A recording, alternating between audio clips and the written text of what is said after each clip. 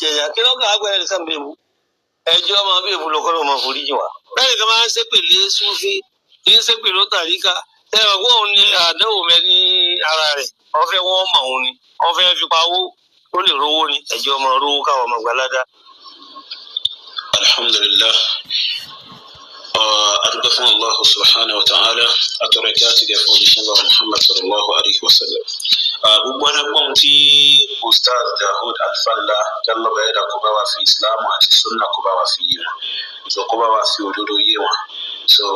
èyí tó kù nínú ìṣẹ̀mí tí wọ́n lò lórílẹ̀ ayé jálọ́bà ẹ̀dá kó jọ kó jẹ́ kí wọ́n lò lórí tí ń jẹ́ Islam kankan lórí tí ń jẹ́ ẹ̀sìn Ọlọ́run ọba kankan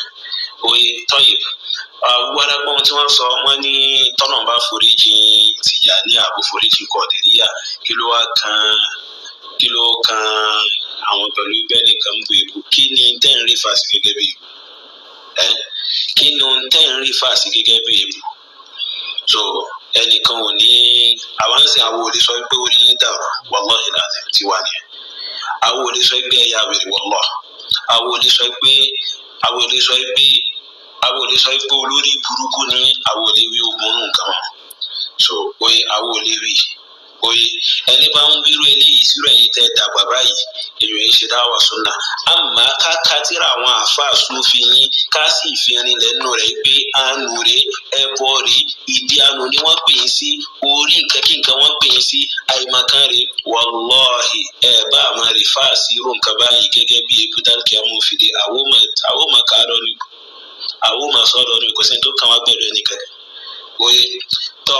Tìjàní àwòkọ̀dí àwòrán náà bó foríjì pẹ̀lú ẹbọ burúkú tí ń bẹ nínú ìlànà wọn pẹ̀lú àwọn ẹbọ burúkú àwọn ẹbọ kẹbọ tí ń bẹ nínú ìlànà wọn ẹ jẹ́ n bẹ̀rẹ̀ lórí Tìjàníyà tíra tí ń bẹ lọ́wọ́ mi yìí Ustaz Daud Alfalla so tíra Tìjàníyà ni Ibrahim Yasi lóní Asirul Akbar wa Nurul Abhar ní ojú ewé 35 Ibrahim Yasi ń sọ̀rọ̀ bọ̀ nípa bóòlù yẹn ṣe lè ní wusul bóòlù yẹn ṣe lè ní fanahu bóòlù yẹn ṣe lè dé ipò ma'rifa ipò fathu ipò jazbu nínú Sufi nǹkan kẹfẹ ń ṣàǹsọ́bọ̀ ni wọ́n mú àwọn ẹ̀rí wọ́n ṣàǹsọ́ oríṣiríṣi ìgbà tó wá débi tó ti fẹ́ lo hadith fi ṣẹ̀rí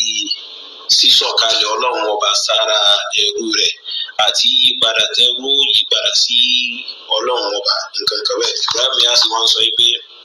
wọ́n fi hadith al-Qudusi so irú yín báyìí sìn àgbọ̀dọ̀ ṣẹ̀ṣẹ̀ máa sọ fún yín pé definition hadith al-Qudusi rẹ̀ àbí mẹ́kọ̀ọ́ àbá àtàyè Ibrahim yẹn ti máa sọ pé wà fi hadith al-Qudusi nínú al-hadith al-Qudusi ẹ ti máa hadith al-Qudusi tó máa sọ pé nǹkan kan jẹ́ hadith al-Qudusi ẹ máa gbọ́ wọ́n ní ma zala abdi yataqarrabu bin nawafil ẹ máa gbọ́ jumla burúkú Ọlọ́run ọba ó lálàsí Ibrahim Yasi níbi irọ́ tó pamọ́ Ànábì àti ohun Ọlọ́run ọba rẹ̀ oye Ibrahim Yasi sọ pé nínú hadith al-Qudusi wọ́n ní ma zala abdi ẹrú mi kò ní bó yataqarrabu bin nawafil tí ó máa súnmọ́ pẹ̀lú náfìlà ila man yataqarrab ma arafna tani ní tí ń súnmọ́ pẹ̀lú náfìlà àmà so hatta uhibba títí tí ń fi wá fẹ́ràn rẹ̀ ẹ má pàtó ó fẹ́ rí fáǹkà yìí sí Allah subhanahu wa ta'ala rẹ̀ oye tọ́ títí tí ń fi wá fẹ́ràn rẹ̀ fa idha ahbabtuhu tí mo bá fẹ́ràn rẹ̀ kuntuhu ń wà á di ẹrú náà wal iyadhu billah so Ibrahim Yasi wọn sọ pé fa hadha al-maqam rí ipò kọ́lọ́ wọn bá di ẹrú di ọlọ́run báyìí adna maratib al-fath òun ló kéré jù nínú àwọn ipò tí wọ́n fi máa ń ṣe ìṣípayá fún yàn nínú Sufi nínú Tìjàníyà Sufi wọn في طريقتنا الأحمدية التيجانية المحمدية الإبراهيمية الحنفية لجوانا وتجاتي أحمدية تيجانية محمدية إبراهيمية حنفية أوزم في حنفية أوزم في رويرة نينتو جيبوفا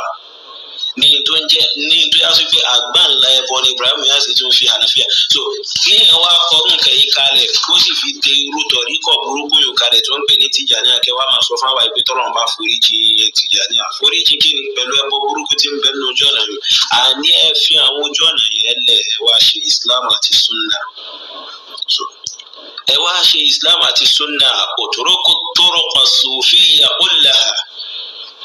ẹ wá ṣe Sunna ẹ wá ṣe Islam ẹ fi turuku lẹ̀ ẹ wá ṣe Islam tọ fún àwọn Kọ̀dìríyà àti wọn ẹbọ náà ń bẹ nínú ọjọ́ ọ̀nà wọn bàbá ọ̀tẹ́njò ni gbogbo alágbó orin kan tí bàbá ọ̀tẹ̀ ń kọ tí fi ń tọrọ ìrànlọ́wọ́ lọ́wọ́ Abdulkadir Jilani so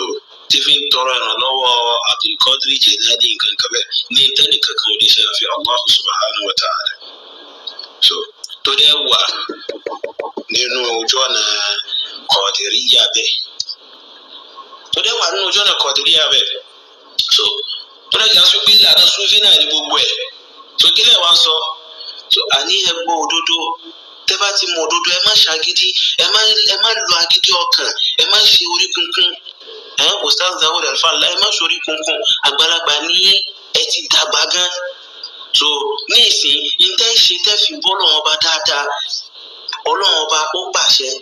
ànẹ́bì bó ṣe ṣe ohun tó yẹ kẹ́ máa wá nù kì í ṣe orí kunkun gbé òkè